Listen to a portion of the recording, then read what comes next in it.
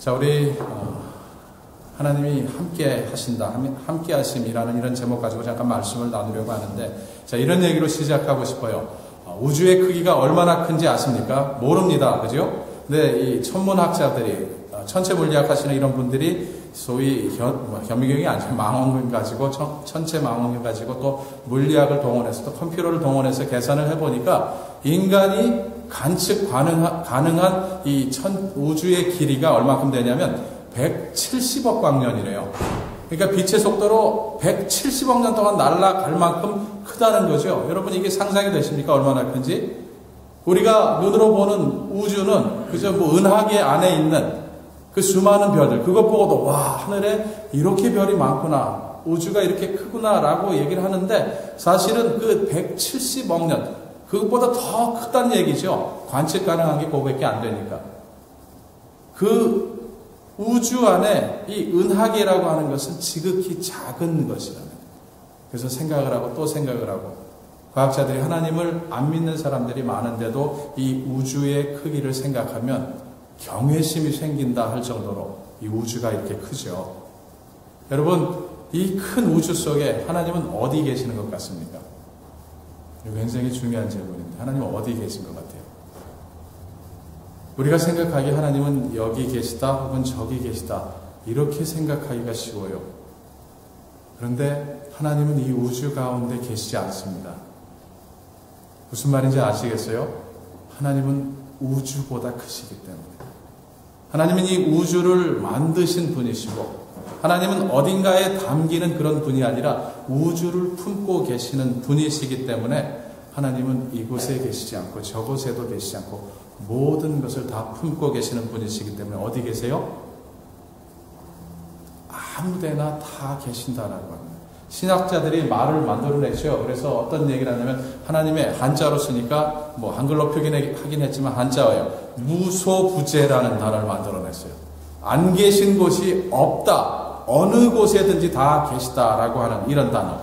그리고 이걸 또 신학 용어로 omnipresence 이렇게 발음하는 그런 단어를 만들었는데, 여러분, 무소부재, 하나님은 모든 곳에 다 계시다. 그 이유가 뭐겠어요? 이 우주를 만드시고 이 우주를 품으신 분이시기 때문에.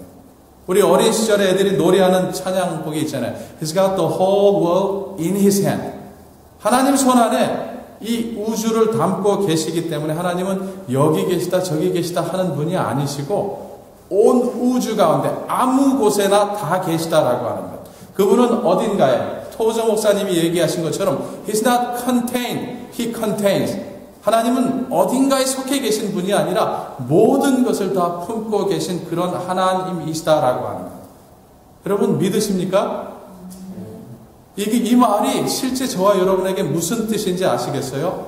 하나님은 여기 계시거나 혹은 저기 계시거나 하는 이런 분이 아니라 He's everywhere 라고 고백할 수 있다면 이 말이 담고 있는 뜻, 실제적인 의미가 뭔지 아시겠어요?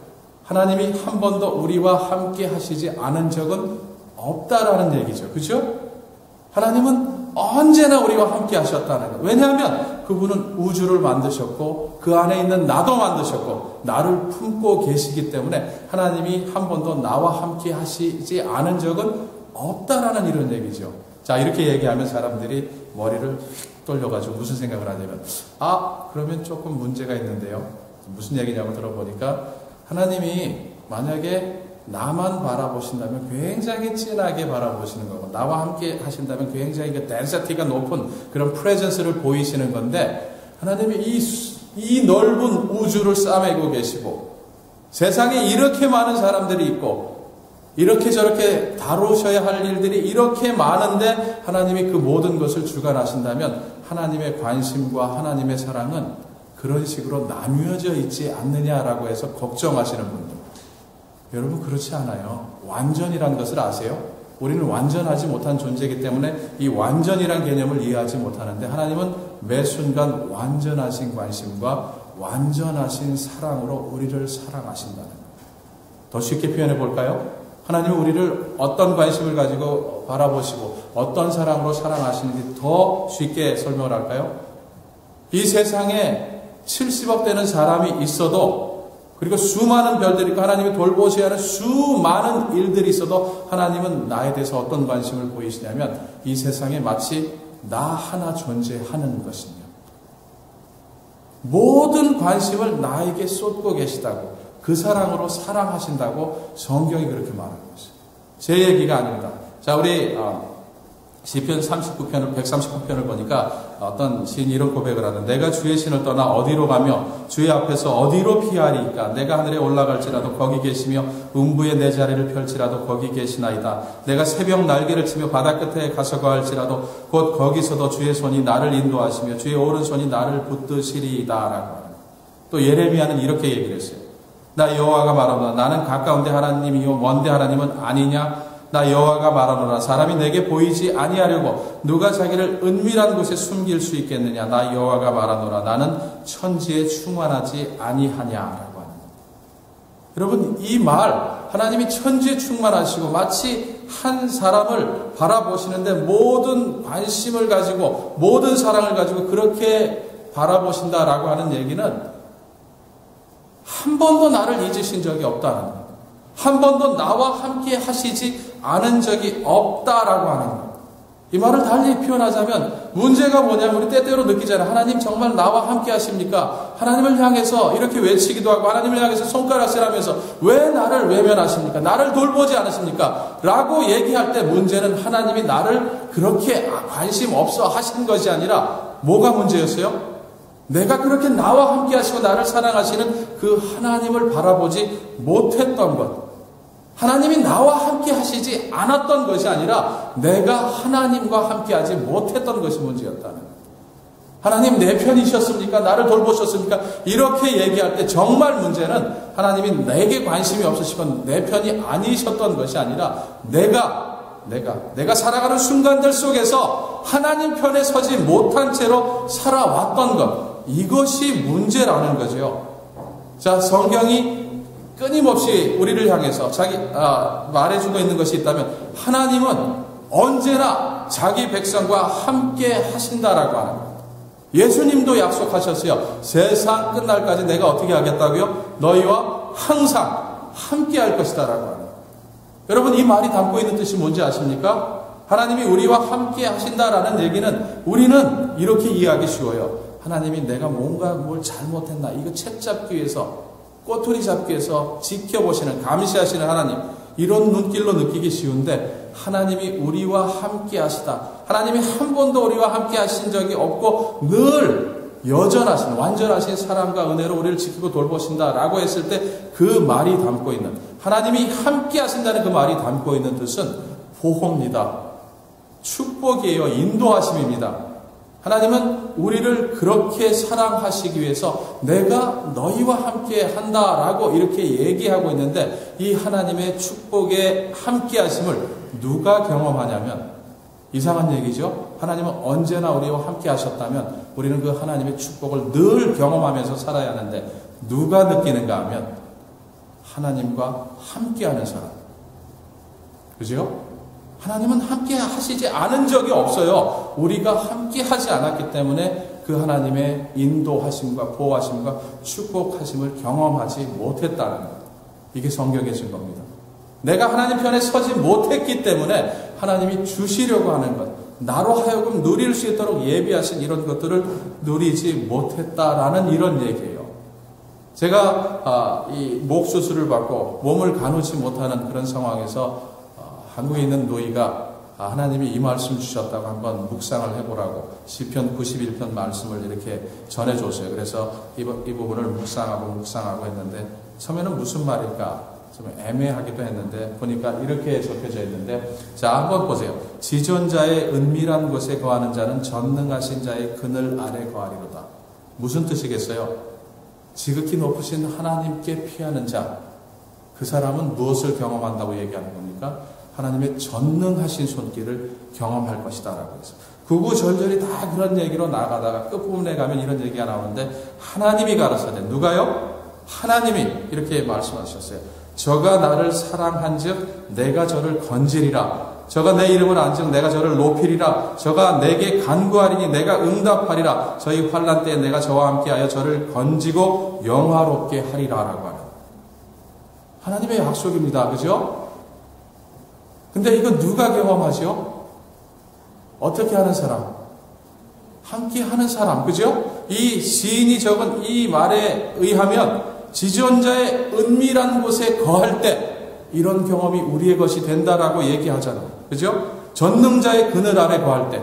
그런데 이 시편을 잘 보시면서, 시구를 잘 보시면서 도대체 지존자의 은밀한 곳에 피한다는 말, 그리고 지금 우리가 함께 나누는 것처럼 함께 하시는 하나님이시기 때문에 나도 그 하나님과 함께 한다는 것과 동일한 동의어가 뭔지 한번 찾아보셨으면 좋겠어요. 자, 14절, 15절을 보시면서 한번 찾아보셨으면 좋겠어요. 어떻게 하는 것? 내가 하나님이 저기 계시기 때문에 내가 애를 써서 거기까지 가야 하는 이런 종류의 얘기가 아니죠. 그죠? 이 구절에 의하면 어떻게 하는 것이 하나님의 그늘 아래 거하는 것입니까? 하나님 편에 서는가? 한번 보세요. 자, 이렇게 얘기를 하잖아요. 저가 나를 사랑한 즉. 그러니까 하나님을 사랑하는 것, 이것이 하나님과 함께하는 방법이겠구나. 하나님의 그늘 아래 거하는 방법이겠구나 라고 우리가 이렇게 생각할 수 있죠. 또 뭐라고 얘기합니까? 저가 내 이름을 안즉. 이게 무슨 뜻이겠어요? 하나님의 이름을 우리가 모릅니까? 여호와 하나님, 사랑의 하나님, 엘 엘리온, 아도나이, 뭐 이런 하나님의 이름을 몰라서 하나님의 이름을 안즉 내가 저를 높이리라 이렇게 말씀하시는 거예요. 하나님의 이름을 안다는 것은 하나님이 어떠한 분이신지 내가 점점 배워가고 하나님을 아는 지식 가운데 자라가고 하나님과의 친밀한 교제 속에서 점점 하나님께 다가가고 하나님 편에 서는, 하나님과 함께하는 이런 삶을 살아나가는 것을 두고 얘기하는 거죠. 그러니까 하나님의 그늘 아래 거한다는 얘기는 하나님을 배워가는 것. 그렇게 되면 이런 경험들이 나의 것이 되겠구나라고 하는 것. 또 한 가지 더 얘기하고 있죠. 저가 어떻게 한다고요? 보세요. 내게 간구하리니 그렇게 하면 내가 응답하리라. 하나님을 사랑하는 거예요. 하나님을 사랑하기에 말씀을 통해서, 기도를 통해서 점점 하나님 앞에 나가고, 그래서 하나님과 함께하는, 하나님의 임재 가운데 거하는 이런 삶을 살아나갈 때 하나님의 능력, 하나님이 축복하시는 손길 속에서 우리가 살게 된다라고 하는 거예요. 자, 지금 이 시간에 우리 이삭이라고 하는 분을 살펴보고 싶은데, 이분의 삶을 통해서 지금 얘기하고 있는 하나님과 함께 한다는 것, 하나님 편에 선다는 것, 하나님의 그늘 아래 거한다는 것이 무엇인지 생각해 보려고 하는데, 왜 성경에 나오는 그 수많은 사람들 중에 하필 이삭인가 하면 제가 이삭을 고른 이유가 있어요. 말씀의 재료로. 죄송하지만 말씀의 재료로 이삭이라는 분을 택한 이유가 이분 평범한 사람이기 때문에. 물론 이삭이라고 하는 분의 그 평범함이 제게는 탁월함이 되죠. 도저히 닮을 수 없는 굉장히 비상한 그런 비범함의 범주에 속하는 일이겠지만, 그래도 성경에 나오는 인물들 중에서 특별히 아브라함, 이삭, 야곱 중에서 그래도 제일 우리랑 저랑 비슷하다 싶은 분이 있다면 이삭이 아닐까라고 하는 거예요.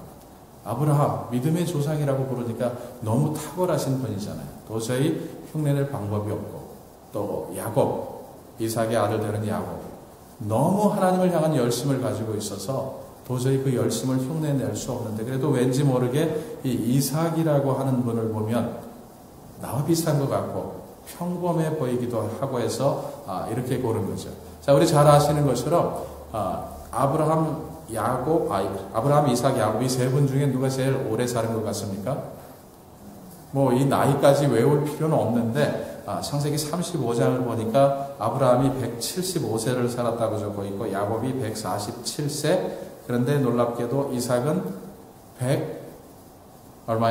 85세까지 아브라함보다 10년을 더 살았어요. 근데 성경을 창세기를 쭉 읽다 보면 굉장히 놀라운 흥미로운 사실이 발견되는데, 아브라함의 얘기가 12장부터 25장까지 굉장히 길게 이렇게 나와요. 그리고 25장, 26장 이삭의 얘기가 잠깐 나오고, 그 다음에 이삭의 아들들 얘기가 그 다음부터 또 쭉 나오고, 굉장히 오래 사셨는데, 이분이 제일 오래 사셨는데 성경이 적고 있는 그 할애하고 있는 지면의 숫자는 가장 짧아요. 이삭이라고 하는 거. 이건 무슨 뜻이겠습니까? 평범했다는 거죠. 크게 탁월한 일도 하지 못했고 뭐 크게 사고도 치지 않고 무난하게 평범하게 이렇게 살았다라고 하는 거예요. 그래서 많은 분들이 이삭을 표현할 때 이 평범함 삶이었다라고 얘기를 하고, 어떤 분은 이렇게까지 표현하는데 ordinary son of a great father, 위대한 아버지 아브라함의 평범한 아들이었고, 자, 위대한 아들 야곱의 평범한 아버지였다. 이분을 특징 짓는 단어 하나가 있다면 뭐예요? 평범함이라고 하는 것. 자, 그래서 이삭이라고 하는 분의 삶을 놓고 우리 잠시 생각해 보려고 하는 건데, 자, 우리 평범하죠.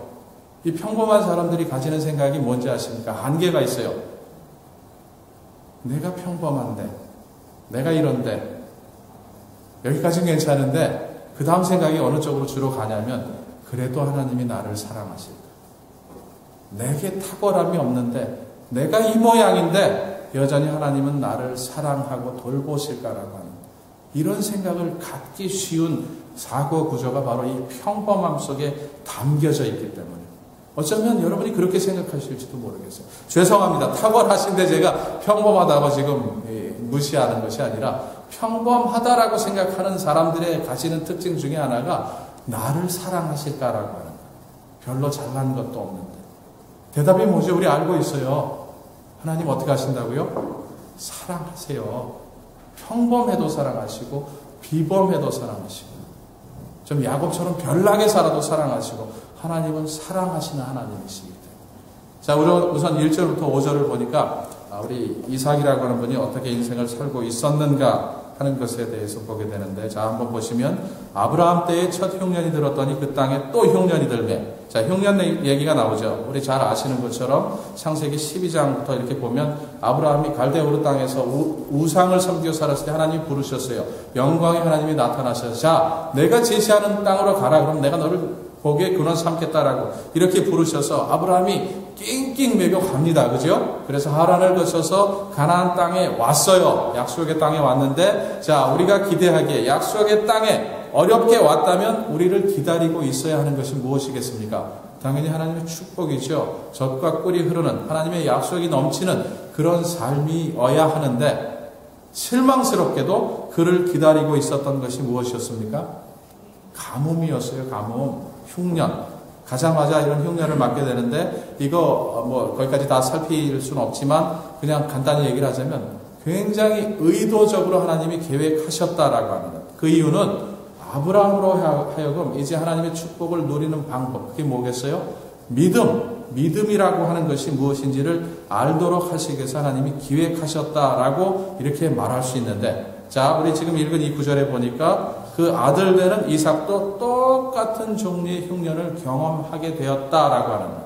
그러니까 이 흉년은 살다 보니까 겪는 그런 종류가 아니라, 이제 하나님이 이삭을 다루시기 시작하시고 이삭에게 무언가 훈련을 시작하셨다라는 의미의 그런 흉년이죠. 뭐 이런 식의 표현이 싫으시면 그냥 보셔도 돼요. 뭐 살다 보니까 이삭이 흉년 맞았네 하는 얘기인데, 뭐 그 목사는 그렇게 복잡하게 볼까? 뭐 어떻게 봐도 상관이 없어요. 정말 하나님이 계획하셨든지 살다 보니까 겪는 흉년이든지 간에 이것이 상관이 없는 게 뭐냐면, 이 흉년 때문에 이삭이 어떤 반응을 보였는가, 어떤 생각을 가지고 어떤 행동을 했는가 하는 것이 중요하기 때문에 뭐 어떻게 봐도 상관이 없는 거죠. 자, 한번 보면, 자, 1절의 뒷부분. 이삭이 그랄로 가서 블레셋 왕 아비멜렉에게 이르렀더니, 여기 왜 갔습니까? 흉년이 났는데. 흉년 났으니까 어떻게 하기 위해서? 도움을 얻기 위해서 당연히 움직인 거죠. 그리고 그 다음 부분 보니까 뭐라고 하나님이 얘기를 하시냐면, 여호와께서 이삭에게 나타나 가라사대 애굽으로 내려가지 말고 내가 내게 지시하는 땅에 거하라. 하나님이 이렇게 말씀하신 것으로 미루어보라. 이삭의 마음속에는 어떤 의도가 있었어요? 아버지 아브라함이 했던 것과 똑같은 생각으로 움직이고 있었죠. 어디로 가야 되겠다? 이집트 땅으로. 왜냐하면 거기는 나일강이 있고 거기는 가뭄이 없는 땅이기 때문에 거기는 먹을 것이 있겠다라고 하는 이런 생각을 가지고 아버지가 보였던 똑같은 반응을 보이면서 이삭은 움직이고 있었다라는 이런 얘기를 지금 성경이 하고 있어요. 자, 이삭이 가뭄이 들어닥쳤는데 약속의 땅에 살고 있었는데 축복을 경험한 것이 아니라 가뭄을 경험했고, 그래서 어쩔 수 없이 블레셋 땅으로 갔고, 또 블레셋 땅에서 그 다음으로 애굽까지 가야 되겠다는 이런 생각을 하고 있었는데, 이 생각에 대해서 자, 우리 어떤 평가를 내릴 수 있겠습니까? 저 같으면 어떻게 할 것 같아요? 여러분이면 어떻게 하시겠습니까? 제가 보기에 이거 당연한 거 아닌가라는 생각이 들어요. 먹을 게 없는데, 가뭄인데 자연스럽게 먹을 것 있는 쪽으로 가야 하는 것 아닌가라고. 자, 우리 좋게 보자면 이것이 당연한 거고 자연스러운 반응인데, 우리 믿음의 눈으로, 믿음을 가지고 이삭이 이렇게 했던 일들을 바라보면 어떤 의미가 있어요? 이건 너무나도 인간적인 판단이죠. 너무나도 육신적인 판단이다라고 이렇게 말할 수 있는 거죠. 자, 이런 상황에서 하나님의 생각은, 이삭을 향하신 하나님의 생각은 뭡니까? 하나님의 생각은 떠나지 말라, 약속의 땅 안에 머물라라고 하는 것.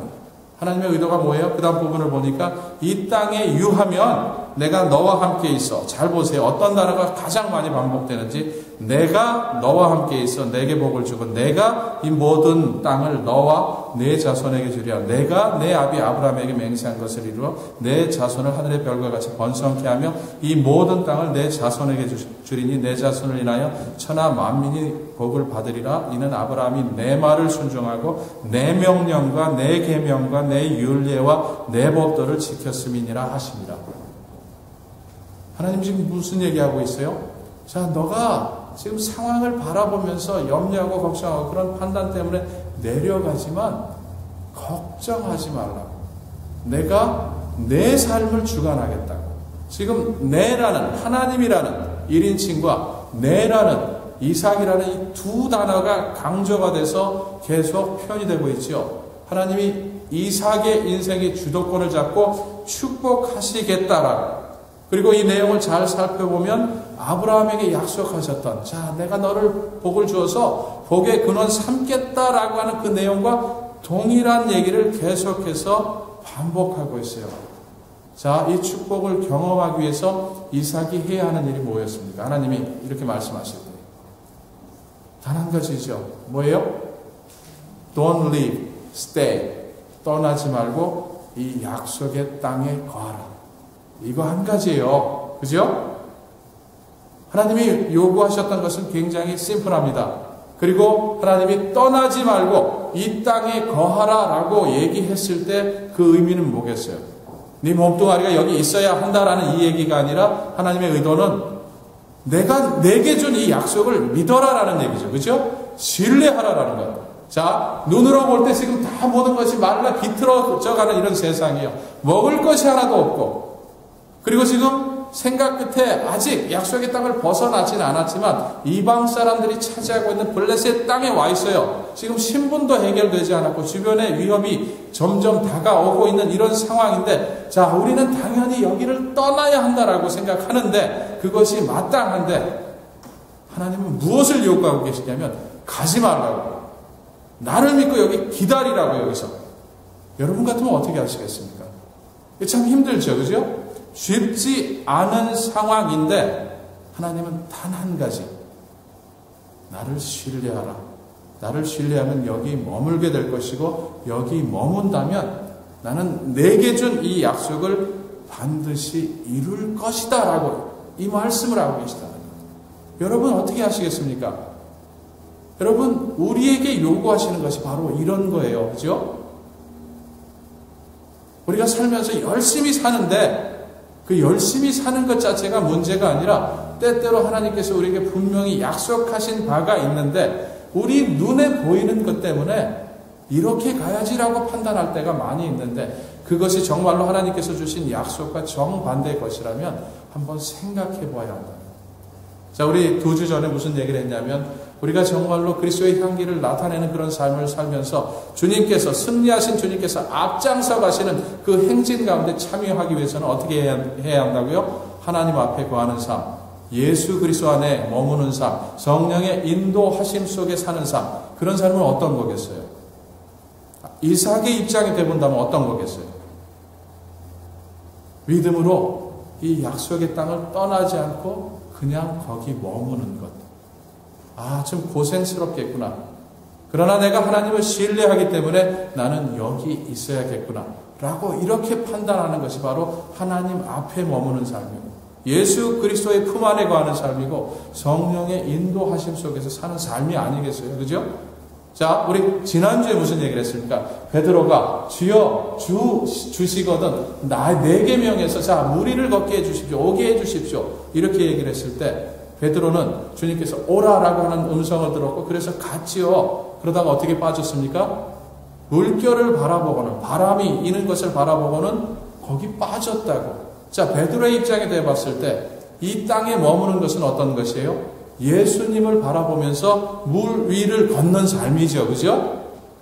그런데 이 땅을 벗어나서 애굽으로 내려가는 것은 무엇이겠어요? 이삭의 입장에서 본다면. 바람을 바라보면서 그 물속에 빠져가는 이런 삶이죠. 예수님이 뭐라고 얘기하셨냐면, 먼저 너희는 그의 나라와 그 일을 구하라. 그리하면 어떻게 하시겠다고요? 이 모든 것을 너희에게 더하시겠다고 이 약속을 주셨어요.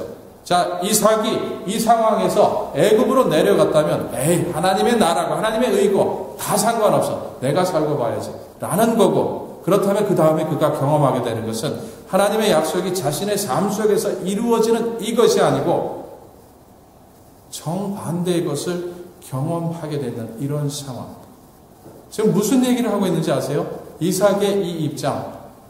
인생의 가뭄을 만났는데 하나님은 여기 머물라고 하시고 내 생각으로는 떠나야 하겠는데 이런 갈등, 바로 우리가 겪는 그런 경험이었다라는 거죠. 이런 상황에서 하나님은 하나님의 크심과 하나님의 사랑과 하나님의 능력을 보이시기 위해서 이삭을 향해서, 이삭에게 나타나셨고 이삭을 향해서 가지 마라. 약속 안에 머물러라라고 이것을 요구하고 계셨다라고요. 우리의 경험입니다. 사실은 이삭의 이 경험이. 자, 계속해서 6장 6절부터 11절 그 다음 부분을 보면은, 자, 이삭이 어떤 반응을 보였는가 우리 다 알고 있어요. 그죠? 다 알고 있으니까 이랬구나라고 알고 있지만, 마치 기억을 지울 수는 없겠지만 성경을 처음 읽으시는 그런 기분을 가지고 한번 생각해 보셨으면 좋겠어요. 자, 이삭이 어떻게 자라왔냐면, 아브라함이 자신이 경험했던 것을 자기 아들에게 다 설명하지 않았겠어요? 내가 이렇게 살아왔고, 그래서 여기까지 이민을 왔고, 이렇게 살아왔고, 하나님의 약속 속에서 이러이러한 어려움을 겪다가 어렵게 너를 낳았고, 그래서 내 이름을 이삭이라고 줬고, 자, 하나님은 내게 이런 것을 요구하셨고, 그래서 내가 너를 이렇게 죽이려고 한번 했다. 이런 모든 얘기를 다 해줬지 않았겠어요? 말하자면 신앙에 관해서 아버지로부터 다 들었다는 얘기죠. 근데 여기에 뭐가 보태졌어요? 지금 하나님이 나타나셨어요. 하나님이 나타나셔서 이삭에게, 이삭아 떠나지 말고 여기 머물러라. 그러면 내가 너를 축복할 것이다. 우리말로 표현하자면 지금 이삭에게는 하나님을 아는 지식과 그 위에 뭐가 보태졌어요? 체험이 보태진 거죠. 그것도 그냥 체험이 아니고 이게 하나님 주신 것일까 아닐까 이런 헷갈리는 체험이 아니라 하나님이 나타나셔서 분명하게 말씀하시는 이 체험이 보태졌어요. 그죠? 그렇다면 어떤 결론을 내려야 되겠습니까? 우리 대체로 우리 주변에 바라보면 신앙 가운데 이렇게 뜨겁진 못해도 이렇게 꾸준하게 자라다가 하나님을 경험하는 그런 순간이 있을 때 대체로 이분들은 어떻게 돼요? 정말로 하나님 살아계시구나 라고 해서 인생이 완전히 터닝 포인트를 만나서 하나님께 집중하는 이런 삶으로 바뀌죠. 그죠? 자, 이삭에게 그런 경험이 주어졌다는 거예요. 그러니까 우리 당연히 이삭은 어떤 결정을 내려야만 했죠? 이제 하나님 살아계시구나. 내 아버지가 얘기했던 그분이 바로 내 하나님이시고 나를 사랑하시고 나를 축복하실 분이구나 라고 해서 하나님만을 따라야겠다는 결정을 내려야 되죠. 그죠? 자, 그런데 그 다음 부분을 보니까 비스슨한데 조금 아닙니다. 어떤 얘기가 나오냐면 이삭이 그랄에 거하였더니 떠나진 않았죠. 그죠? 애굽으로 내려가진 않았습니다. 그러니까 하나님의 말씀하신 말을 지켰어요? 안 지켰어요? 지켰죠. 몸뚱아리는 약속의 땅 안에 그냥 있었습니다. 그래서 그곳 사람들이 그 아내를 물으매 그가 말하기를 그는 나의 누이라 하였으니 리브가는 거기에 아리따움으로 그곳 백성이 리브가로 인하여 자기를 죽일까 하여 그는 나의 아내라 하기를 두려워함이었더라. 어쩌면 이 이삭, 지 아버지가 하던 것과 똑같은 그 일을 하고 있어요. 여자들 입장에서 이거 들으면 아이고 저 살겠다고 나를 버려? 뭐 이런 얘기죠. 아주 비겁한 남편 얘기가 여기 나오는데, 자, 이 그랄 땅이 어디였냐면 아브라함이 2번 자기 아내를 누이라고 속였습니다. 사람들에게. 한 번은 이집트 땅에서 그랬고 두 번째는 바로 이 그랄 땅에서. 하필이면 그 아버지가 했던 그 자리에서 이 아들이 똑같이 그런 거짓말을 이렇게 하고 있는데, 성경이 지금 말하고 있는 게 뭔지 아세요? 뭐 본 대로, 들은 대로, 배운 대로 한다. 뭐 이 얘기일 수도 있어요. 그런 얘기일 수도 있고, 동시에 인간은 다 똑같다고. 평범한 사람들 그저 이렇게 살아간다고. 상황에 따라서 이렇게도 말하고 저렇게도 말하고 이렇게 살고 있다라는 거예요. 자, 어떤 의미에서 아브라함보다 이삭이 좀 낫다고 저는 이렇게 보는데, 아브라함은 2번이나 자기 와이프를 이렇게 누이라고, 아마 되게 싸웠을 거예요. 이 사건 이후에. 근데 이삭은 한 번만 그랬다고 성경에 적고 있어요. 그러니까 아브라함보다 이삭이 좀 나아진 거죠. 그 아들 때에 가면 아마 제로가 돼야 되는데, 놀랍게도 아주 치사한 아들이 태어나죠. 쌍둥이가 태어나는데 서로 속이고 죽이고 살리고 하는 이런 문제 가지고 힘들어지는 이런 상황입니다. 여러분, 왜 그러냐면 제가 생각하기는 좋은 것만 보고 좋은 것만 배우고 이러면 얼마나 좋겠어요. 근데 다 듣고 다 배우고 좋은 것뿐만이 아니라 나쁜 것도 그렇게 하기 때문에 결국 그렇게 돼 간다라고 하는 이런 얘기. 자, 하던 얘기로 돌아와서, 자, 이삭의 이런 거짓말, 비겁함에 대해서 우리가 어떻게 생각해야 됩니까? 그냥 이 사람 평범하니까 그럴 수 있겠다라고 생각할 수도 있겠죠. 그러나 조금 생각해 보면, 이렇게까지 된다면 이건 심각한 문제겠구나라고 하는. 자, 지금 좀 전에 제가 무슨 말씀을 드렸냐면, 이삭이 성경이 적고 있는 그대로 약속의 땅 안에 머물었기 때문에 하나님의 약속을 지키긴 한 것이다. 하나님 말씀하신 바대로 살고 있는 것이다 라고 얘기할 수 있지만, 그 말씀의 의미가 나를 신뢰하라, 내가 지키고 돌볼 것이다, 너를 축복할 것이다, 이런 의미로 그렇게 말씀하신 거라면 지금 이삭이 보이고 있는 이 모습은 무슨 뜻이에요? 못 믿겠습니다죠. 그죠? 하나님이 나를 지키신다, 하나님이 나를 보호하시고 나를 축복하실 것이다, 이걸 못 믿고 나는 내 스스로 보호해야 하는 존재다, 내가 이렇게까지라도 해서 나는 살아남아야 되겠다라고 하는 것. 비록 약속의 땅 안에 머물기는 했지만, 믿음을 가지기는 했지만 그 믿음이 온전한 것은 아니었다라는 얘기죠. 하나님의 보호하심과 돌보심과 축복하심 속에서 살아야 되겠다라고 결심한 것처럼 보이지만, 그 마음 깊은 곳에서는 하나님 못 믿겠습니다. 내가 어떻게 합니까?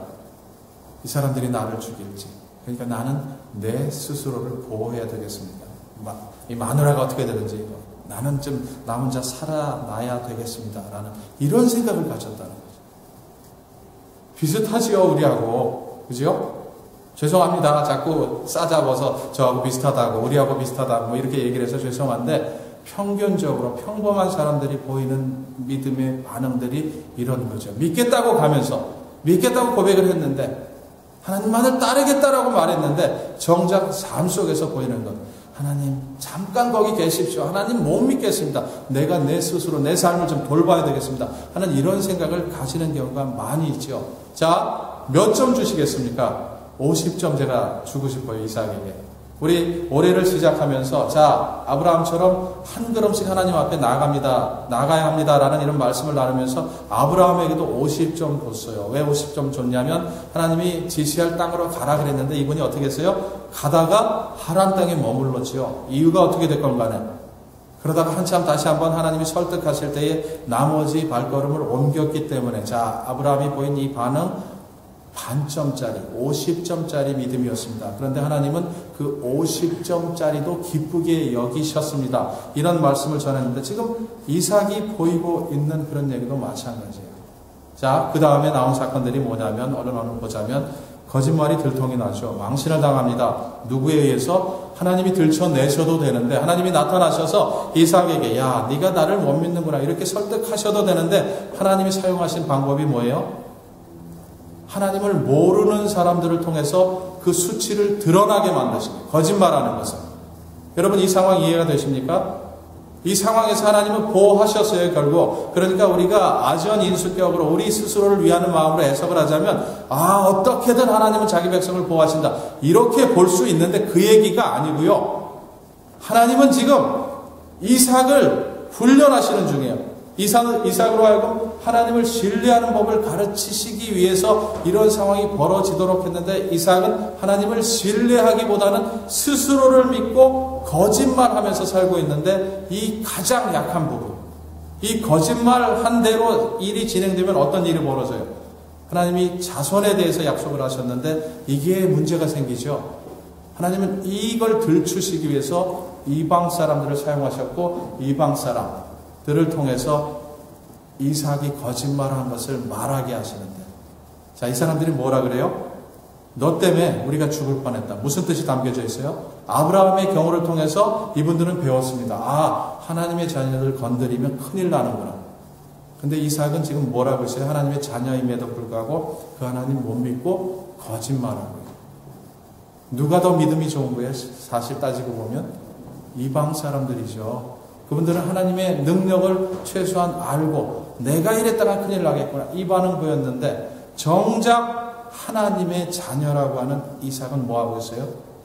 하나님의 영광을 완전히 가르고 있죠. 자, 성경이 그 다음에 어떤 변화가 있었는지 적고 있진 않아요. 그러나 그 다음 부분부터 보면 하나님이 축복하시고 이삭이 완전히 달라진 이런 삶을 보게 되는데 자, 제가 짐작컨대 그리고 이것이 성경적이라고 제가 생각을 하는데 이삭이 배웠습니다. 어디서요? 이런 수치 속에서. 내가 하나님의 자녀인데 우리 아버지가 믿었던 그 하나님이 내게 나타나셔서 이런 말씀을 하셨고 내가 그래서 이 땅을 떠나지 않고 머물렀는데 믿는다고 하면서 내가 이렇게 살고 있구나. 내가 이렇구나 라고 하는 이런 자각이 있었고 마치 탕자가 집을 나갔다가 문득 제정신이 돌아서 아버지 집을 향해서 돌아오듯이 정신을 차리고는 이삭이 이 상황 속에서 변화됐다라고 하는 거예요.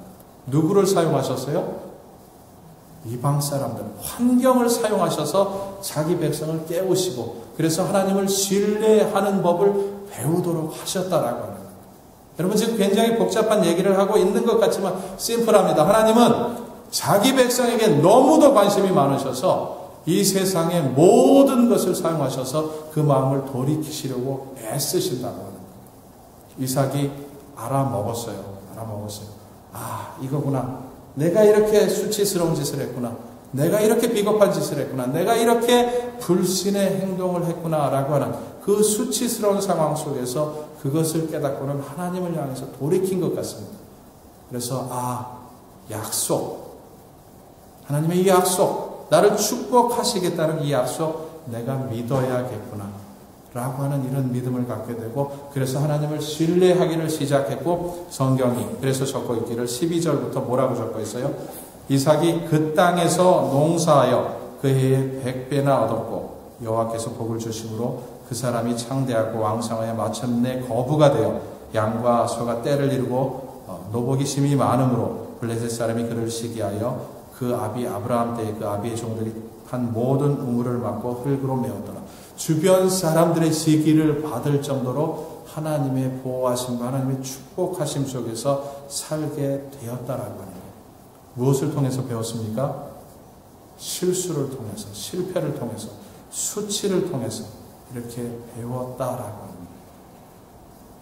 하나님이 그렇게 열심히, 아브라함을 그렇게 열심히 설득하셨던 하나님의 열심이 이삭에게도 동일하게 미쳐서 결국 이삭을 설득하셨다. 그래서 육신대로 움직이는 이삭이 아니라 믿음으로 하나님 앞에 반응하면서 하나님을 신뢰하면서 함께 하시는 하나님, 그 하나님과 함께하는 그런 삶을 살기 시작했다는 것. 그래서 하나님의 약속, 영광스러운 약속이 이삭의 삶 속에서 펼쳐지기 시작했다는 이런 얘기를 지금 성경이 하고 있습니다. 자, 저 여러분에게 어떤 것을 던져주는 사건입니다. 제가 보기에는 우리의 거울이에요. 우리의 거울. 이삭의 얘기가 아니라 우리의 얘기입니다. 이삭에게 그렇게 일하셨던 하나님, 그래서 설득하셔서 약속 안에 머물도록 하신 하나님, 그래서 하나님을 신뢰하면서 살도록 하셨던 그 하나님은 오늘도 우리를 향해서 환경을 통해서 주변 사람들을 통해서 우리를 부르고 계십니다. 어디로요? 함께 하시는 하나님과 우리 스스로의 결심으로 우리도 하나님과 함께하는, 언제나 우리 편에 서시는 그 하나님 때문에 우리도 언제나 하나님 편에 서는 그런 삶으로 우리를 부르고 계시다라고 합니다. 하나님의 손이 짧아서 우리를 돕지 못하시는 것이 아니고, 하나님이 우리를 사랑하지 않으셔서, 혹은 하나님이 우리와 함께하지 않으셔서 우리가 하나님의 능력과 하나님의 사랑과 돌보심을 체험하지 못하는 것이 아니라 우리의 생각이 세상을 향하여 있기 때문에, 하나님을 온전히 신뢰하지 못하기 때문에 우리 그런 것들을 경험하지 못하고 있다라고 합니다. 우리의 믿음이 언제나 50점짜리이기 때문에 하나님은 그것을 좀 온전하게 만드시기 위해서 여러 가지 모양으로 환경을 통해서, 주변의 사람들을 통해서 우리를 부르고 계시다라고 하는 이 사실을 우리 한번 기억했으면 좋겠어요. 처음 드렸던 말씀처럼 하나님이 우리와 함께 하지 않으신 적은 한 번도 없습니다. 언제나 완전하신 사랑과 관심으로 우리를 지켜보고 계셨고, 지금도 그렇게 하시고 앞으로도 그렇게 하실 겁니다.